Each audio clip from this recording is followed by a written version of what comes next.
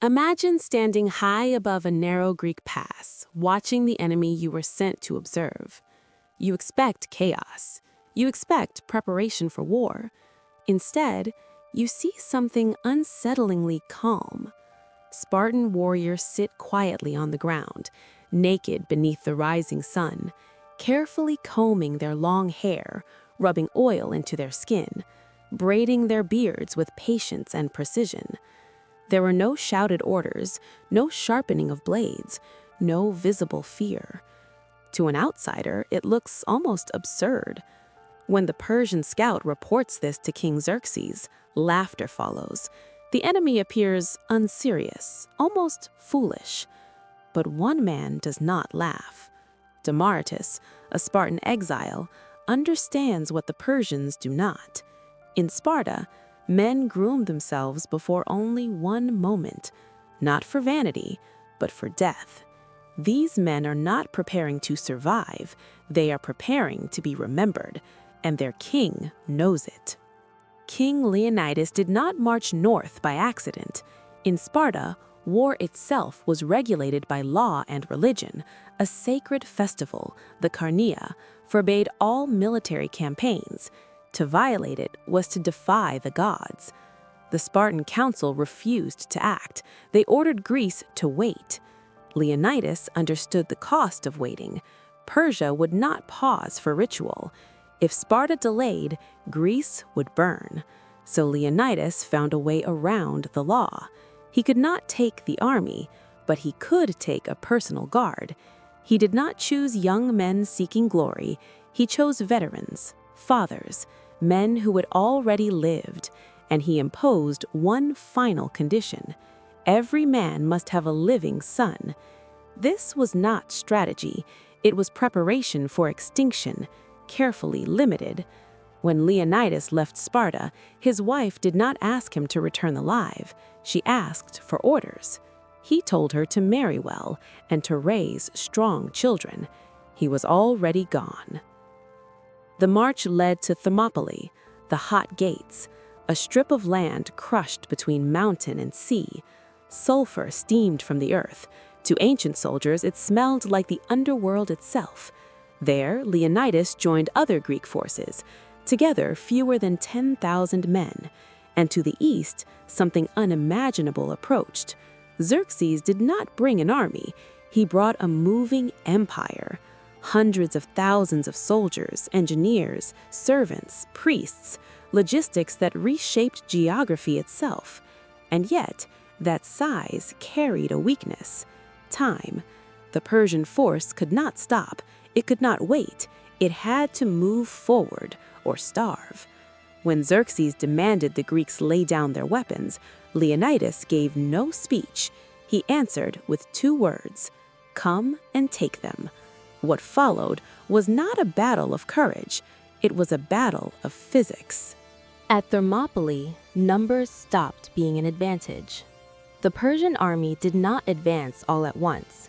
It could not. The pass narrow-burrowed into a single corridor of dirt and stone, a place where only a few men could fight at a time, while thousands waited helplessly behind them. King Xerxes did not send his best warriors first. That would have been an admission of danger.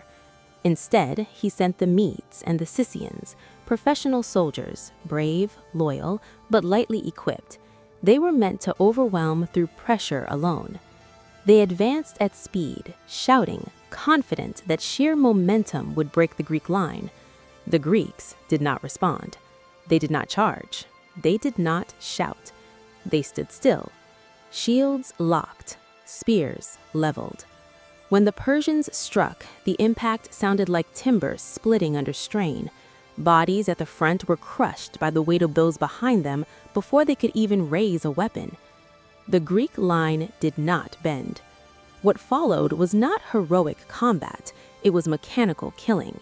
The Persians carried short spears and wicker shields, designed for speed and flexibility in open terrain.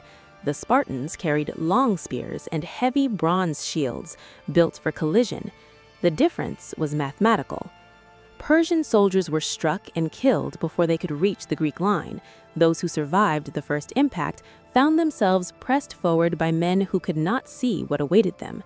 The ground disappeared beneath fallen bodies. The Greeks adapted without emotion. They shoved the dead forward with their shields, using them to maintain footing and pressure. This was the othismos, the great shove. A wall of bronze moving inch by inch, driven by discipline rather than rage. From his throne above the battlefield, Xerxes watched confusion replace confidence. His army was larger than any the world had ever seen, and yet it was being dismantled a few men at a time. By midday, the first assault collapsed. Thousands lay dead in the pass. The Spartans rotated their lines calmly. They drank water.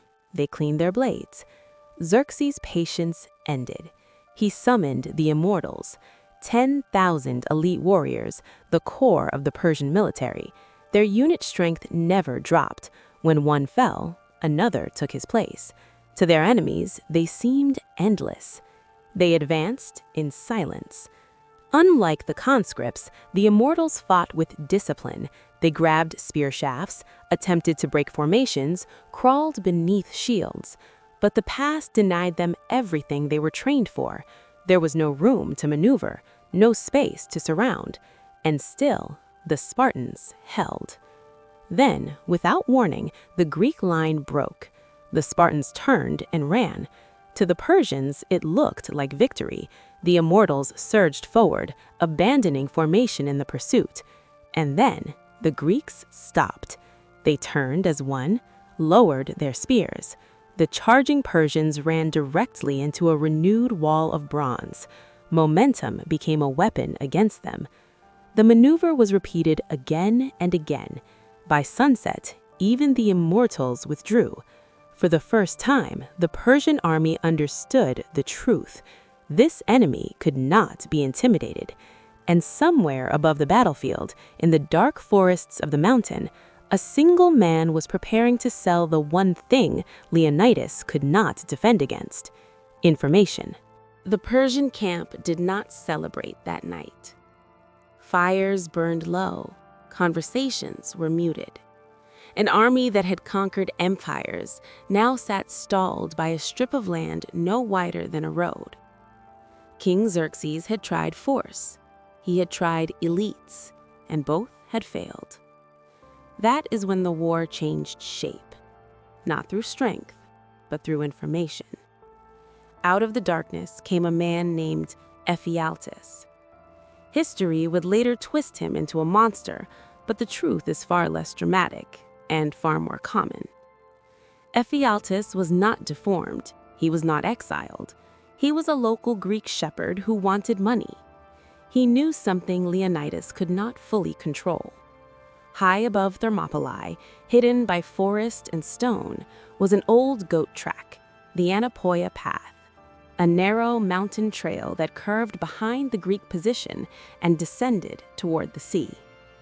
The path was dangerous, steep, easy to lose in darkness, but passable. For the price of gold, Ephialtes offered to guide the Persians through the night. Xerxes did not hesitate. Shortly before midnight, the immortals moved again, not toward the hot gates, but upward.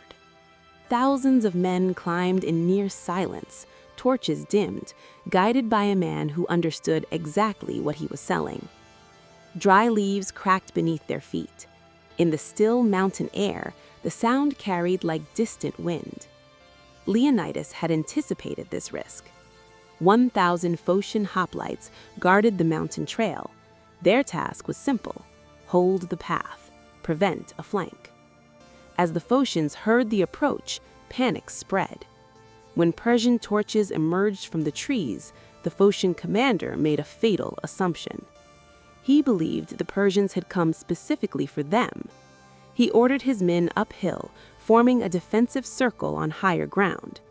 It was a perfect position for a last stand, and completely unnecessary. The Persians ignored them. A few volleys of arrows pinned the Phocians in place. Then the immortals marched past, unopposed. The path lay open, the rear of the Greek position, was exposed. At dawn, runners reached Leonidas. The message was brief. The Persians were behind them. At the same time, the seers completed their sacrifices. The signs were unmistakable. Death.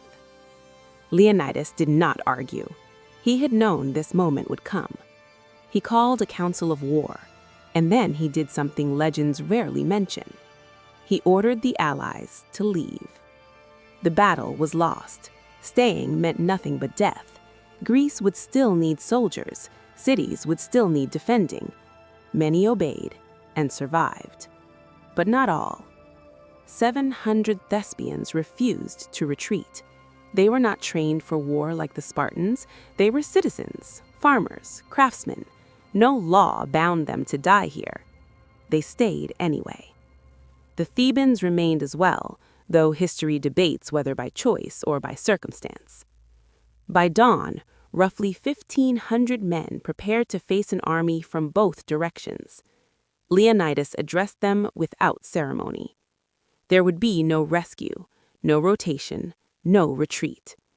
According to tradition, he offered a single instruction: eat well. Tonight, we dine in Hades. The purpose of Thermopylae had changed. They were no longer holding ground. They were buying memory. At sunrise, the shape of the battlefield was unrecognizable. The sea had shifted closer. The path behind the Greeks no longer belonged to them.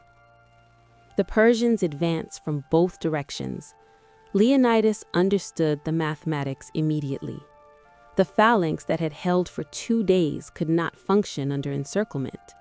The narrow pass that had protected them would now trap them. There would be no second defense.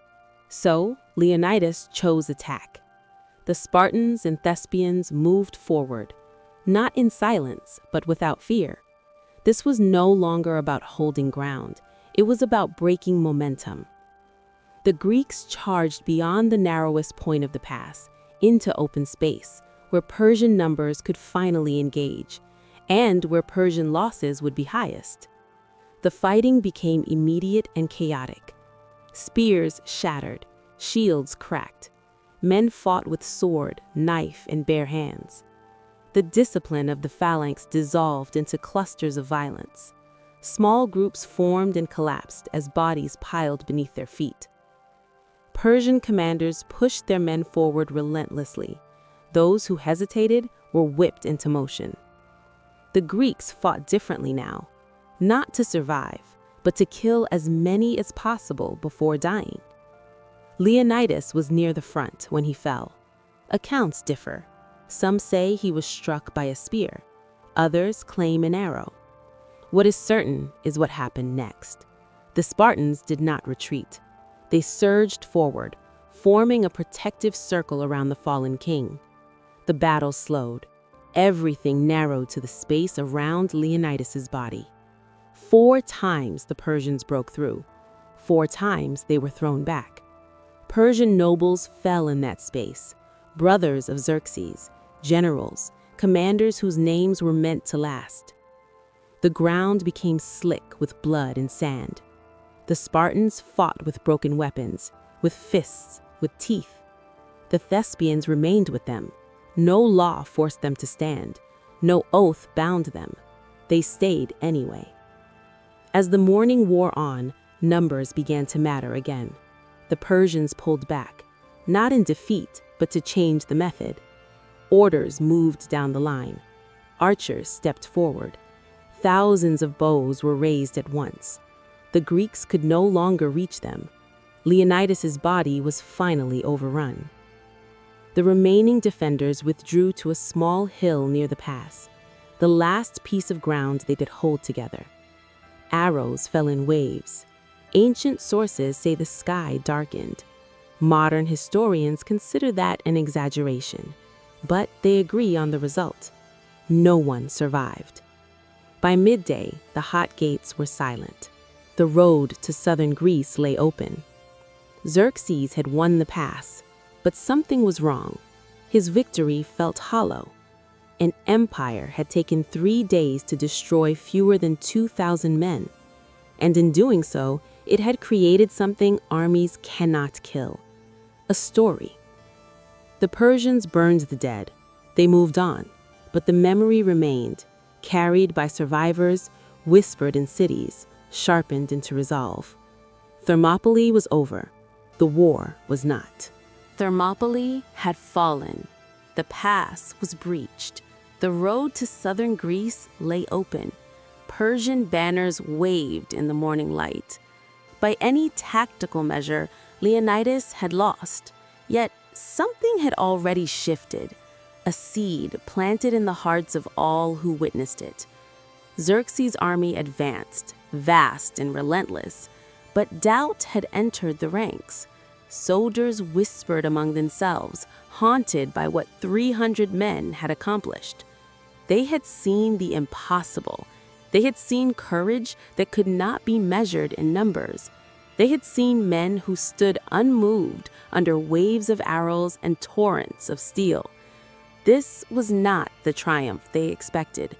In fear of morale collapse, Xerxes ordered the dead buried, the battlefield sanitized. Mass graves swallowed the Persian dead, and the survivors were shown only what the king wished. But rumors travel faster than orders. Whispers spread through the army. If 300 could do this, what could thousands do? Athens burned soon after. Temples crumbled, homes became ash. To Xerxes, it seemed victory was complete, yet Thermopylae had bought something priceless: time. While the Persians marched, the Greek world moved. Civilians evacuated, fleets regrouped. Themistocles prepared a trap in the narrow waters of Salamis. When the Persian navy entered the straits, their numbers became a weakness. Confined by rocks and currents, they could not maneuver. Greek ships struck with precision. The massive fleet shattered. Momentum collapsed. A year later, at Plataea, the full Spartan army arrived. Not 300, but thousands. Led by Pausanias, Leonidas' nephew, they met Persia on open ground.